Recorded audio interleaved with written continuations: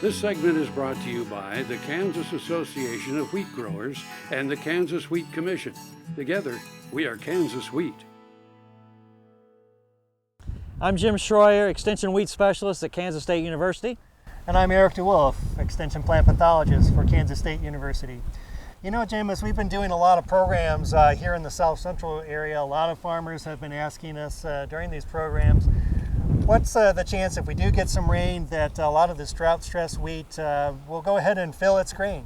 Well, rain would be good at any time, okay? We don't usually worry about too much rain in the course of the year. There have been some years we wished it would stop raining, but this year is not one of them. And really, Eric, what you have to think about is the peak water use of the plant. The peak water use of wheat is somewhere just before heading boot stage, early boot stage to late milk, early soft dough. So really at flowering and that first 10 days after flowering is probably the peak water use. Now we were just looking at this particular head just a second ago, and it flowered about 8 to 12 days ago, somewhere in that ballpark. So it still has about 20 days to go. And it's really not, it's just building the structure of the kernel at this particular point. Right. So from about 10 days on, it starts putting materials into it, starches, protein, and that sort of thing. So at day 17, 16, 17, 18, we're at milk stage.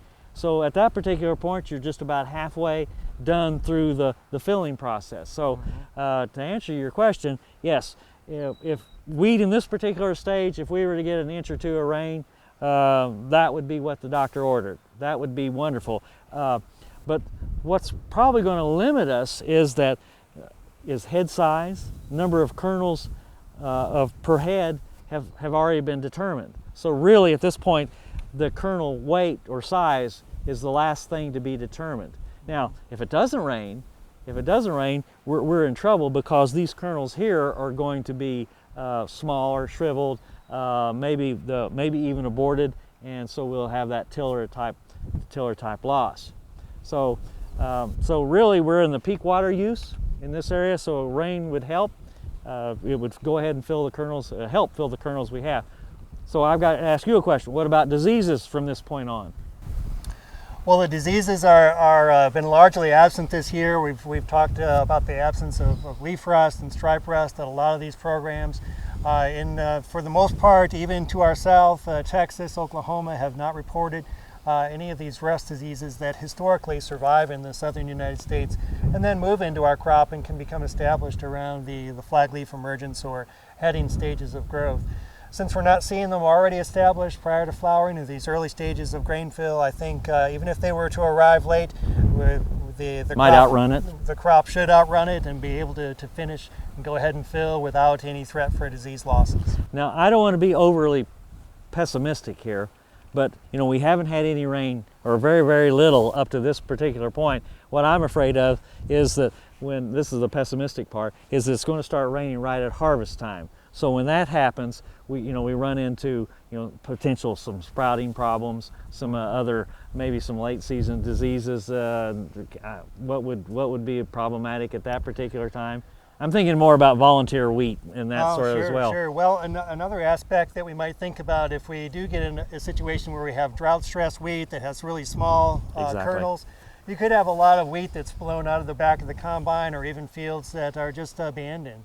And that sets the stage for volunteer wheat that could be a green bridge, or allow wheat kernel mite and wheat streak mosaic to really become established during those summer months, and Hessian fly, and really set the stage for some of those insect and disease problems for not this year but next year's crop, as the new wheat is emerging, as that volunteer wheat is sprayed out or persists into the fall months.